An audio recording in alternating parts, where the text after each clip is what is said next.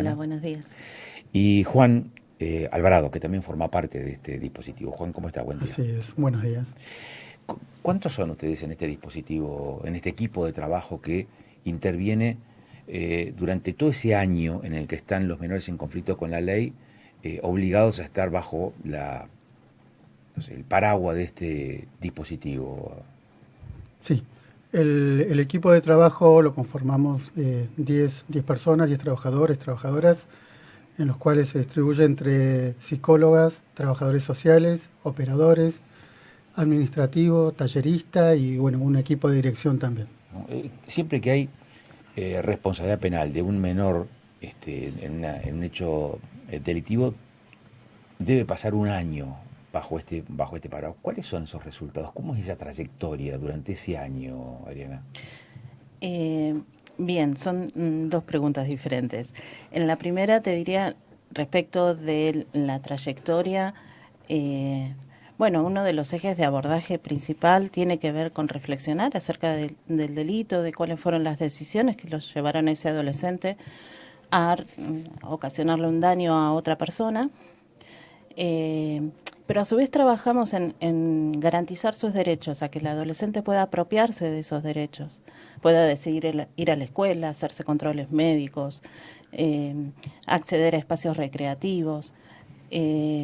Digamos, no es que es un premio, no se premia el haber cometido un delito, pero sí se trata de garantizar sus derechos ciudadanos, a su vez que trabajar en relación a sus responsabilidades como ciudadano. Si tuvieran que medir resultados, ¿cómo evalúa? ¿Cómo es la cuenta final? En general son muy positivos porque entendemos que un adolescente es una persona en formación, en desarrollo, por lo tanto hay oportunidad de que este adolescente no pueda tomar decisiones diferentes a las que venía tomando. Entonces es positivo. ¿Qué ven respecto de la reincidencia o de la reiterancia de casos y de los menores, Adriana? Hay algunas situaciones en las que puede llegar a suceder. En general tiene que ver con los delitos contra la propiedad, los que implican reiterancia. Son muy raras las situaciones donde hay reiterancia de delitos graves. Entonces quizás el pibe que en algún posibilidad de tener mejores zapatillas, por ejemplo, robando, capaz que vuelve a robar. Pero aquel que cometió un homicidio o un abuso sexual es muy raro que vuelva a cometer otro delito. ¿Cómo escuchándote, ¿no? Siempre tratamos de reflexionar en la profundidad del tema cuando abordamos estos temas desde acá por lo menos? Y mi pregunta hacia ustedes o hacia vos en este caso es, creo firmemente en esto que mencionabas recién de que se puede restaurar, se puede reincorporar a este joven o en algunos casos en particulares, pero ¿cómo se rompe con ese estigma repetitivo, como vos decís, aquel joven que crece en un barrio y ve que trabajando, despertándose temprano y haciendo un esfuerzo, se puede llegar a tener un porvenir, y en contraprestación con eso ve la delincuencia en la esquina, ¿sí? Consumiendo y obteniendo todo lo que ese joven quiere, ¿no? No sé si me explico con lo que les digo. Sí, creo que hay como dos puntos sobre los cuales se puede hacer eje o hincapié en la intervención. Uno tiene que ver con la empatía con el otro, con que una acción de delito implica un daño hacia otra persona, implica que otra persona sufra, que pierda algo que para sí es valioso, por ejemplo, ante una situación de robo, ¿no? Y por otro tiene que ver con la propia construcción de su responsabilidad y de su proyecto de vida. Porque obviamente está la posibilidad de que termine preso por el delito que fue juzgado siendo menor de 18 años. Entonces tiene que ver con eso también, con poder observarse y empezar a construir algo que es en libertad y con responsabilidad ciudadana, como decía hace un ratito. Uh-huh. Sí, puedo sumar. Por supuesto. Y por ahí uno de los ejes del trabajo es que los adolescentes puedan darse cuenta de que hay otros caminos, que las cosas se pueden hacer de otra manera, a través del estudio, la capacitación, del trabajo, del deporte. Muchas veces son adolescentes que la sociedad lo ha puesto en un lugar de mucho estigma justamente. y han crecido pensando que ellos no pueden, que no saben, que no tienen derechos, y cuando se hacen conscientes de esto, realmente se dan cuenta de que pueden salir adelante. Muchas veces nos encontramos con adolescentes que han pasado por el dispositivo y muchas veces están estudiando, están trabajando, han conformado familias, han salido adelante. Juan, usted dijo en varias oportunidades recién, muchas veces, esa es una ponderación, es un juicio de valor cuantitativo pero que no precisa. Datos estadísticos, ¿qué manejan ustedes como dispositivo respecto de los resultados o de este tipo de situaciones a las que hace referencia? ¿Cuál es ese dato que manejan? Digo, ¿cuántos casos tienen por año ustedes? Por año estamos teniendo entre 15 y 20 situaciones más o menos con las que trabajamos. No tenemos un dato numérico, estadístico, concreto, pero sí nos solemos encontrar con los adolescentes habitualmente. Ahora, y pregunto, ¿y es mucho o poco esos 15 o 20 casos que tienen por año en función de los hechos que se suscitan en la sociedad y que tienen a menores como protagonistas? No son tanto como habitualmente se cree. Muchas veces se atribuye al delito que, bueno, son todos adolescentes los que lo cometen, y en realidad después cuando se van a los números concretos, a las causas que ingresan en el sistema penal juvenil, no es tan así. Los dos jóvenes que fueron encontrados responsables del caso Caliani, ¿ya llegaron al dispositivo? ¿Ya están bajo el paraguas del dispositivo o no? Ya han asumido la responsabilidad, sí, pero todavía no se comienza a intervenir con los Usted no están trabajando con ellos todavía.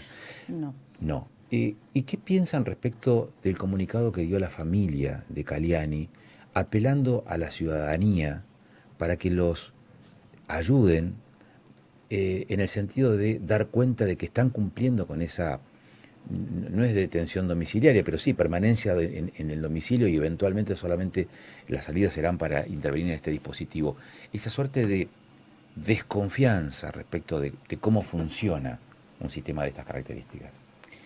Entendemos que en general hay como mucho desconocimiento de qué pasa con los adolescentes que transcurren por el sistema penal y luego por el sistema de garantías, que es libertad asistida. Porque en realidad no habría necesidad de que la ciudadanía lo haga, en función de que en principio se trabaja la responsabilidad, y es la responsabilidad en relación a todos los aspectos de la vida del adolescente. Y después que hay un sistema penal adolescente que se encarga de controlar, de garantizar que esos adolescentes están siendo parte de este proceso de libertad asistida. ¿Tienen las herramientas hoy para poder hacerlo? Sí. Para que la sociedad, porque entiendo el punto, también entiendo la consulta de Agustín, que un poco representa, los padres representan, ¿no?, a la sociedad, descreimiento. Recién veníamos de una entrevista donde los comerciantes obviamente están descreídos de hacer la denuncia, y esto implica que la conformación de un mapa del delito no se realice. Todo esto va en alusión a esto que menciona. ¿Ustedes tienen realmente las herramientas a mano para poder llevar a cabo su tarea? ¿O sí, le faltan esas herramientas hoy por diferentes situaciones? A cada cambio de gobierno hay cosas que se van reacomodando. Estamos en proceso de reacomodarnos. Pero de todas maneras, institucionalmente están planteados los parámetros como para que esto suceda. Por ahí en relación a la nota anterior, lo que la señora Nianco Así es. Enumeraba son factores predisponentes al delito. Y este descreimiento no solamente lo tienen los comerciantes, sino que lo tiene gran parte de la sociedad. Pero bueno, influyen muchísimo los medios de comunicación, influyen muchísimo, si se quieren, esto, que de un delito parece que hubieran 10 y en realidad hay uno. Son como cosas que hay que tener en cuenta al momento de hablar de números de delito. Uh-huh. Acá, como en el resto del país, el delito adolescente no representa más que el 2% del total de los delitos penales. Entonces no es un número tan grande como decía recién mi compañero. En realidad es mucho menor el número de lo que se cree. Pero no tiene ese dato estadístico, ¿o sí? El dato estadístico está respecto de del porcentaje de delitos respecto del total del delito penal. Que bueno, que son datos estadísticos que se tienen en cuenta al momento de... Porque hace referencia, digamos, a la cantidad de casos que les llegan a vuestras manos, decís vos. No, estoy hablando de la cantidad de adolescentes que cometen delitos, porque no necesariamente llegan a libertad asistida. Hay otros programas que trabaja con adolescentes que se supone han tenido participación en Y ese una dato que ustedes actividad. que hace referencia, ¿tiene que ver con la cantidad de juicios que llegan a instancia de condena? Porque de cada 100 denuncias, menos del 10%, menos del 5% en realidad llegan a situación de condena. Sí. A eso voy. Y Sí. lo que también veíamos hoy más temprano es que tenés una enorme cantidad de casos que ni siquiera van a la denuncia, que son delitos contra la propiedad y que puede tener a este número, a este sector de la población en crisis o en tensión allí. La última consulta, porque se nos acaba el tiempo, pero ¿en qué medida las adicciones forman parte de los abordajes de ustedes para ver de cómo se pueden, no sé, reencauzar esas circunstancias? En este momento la situación de consumo es muy grave, es muy fácil conseguir algo para consumir. A diferencia de hace 10 años, en este momento tenemos a casi todos los chicos que han transitado por una situación de consumo. Entonces, es uno de los factores O sea, predisponentes. ustedes tienen entre 15 y 20 casos todos los años. Sí. De esa cantidad de casos, ¿cuántos están vinculados con adicciones o con consumos problemáticos? Y estaríamos hablando de 13 a 14. Sí. ¿Y que mantienen esos consumos durante la libertad asistida? No necesariamente, hay casos en los cuales se va disminuyendo el consumo y en los casos que por ahí requieren un abordaje más clínico, se coordina con el área de salud, con el sistema de salud público, bueno, que también entendemos que está muchas veces con falta de personal, con falta de recursos, que está en crisis también. Entonces, bueno, eso también representa a veces un limitante a la hora de intervenir con estos adolescentes. Le hago una última pregunta breve porque es algo que escucho mucho en la calle y es, ¿existe el joven o el adolescente irrecuperable, como se denomina en este término? No. Es una estigmatización, no. Todos que hemos pasado por algún pozo conflictivo, de alguna manera salimos adelante. Adriana Belarra, Juan Alvarado, les agradecemos mucho la gentileza, la predisposición como para charlar de este tema tan sensible, tan actual y al mismo tiempo tan preocupante. Muchísimas gracias.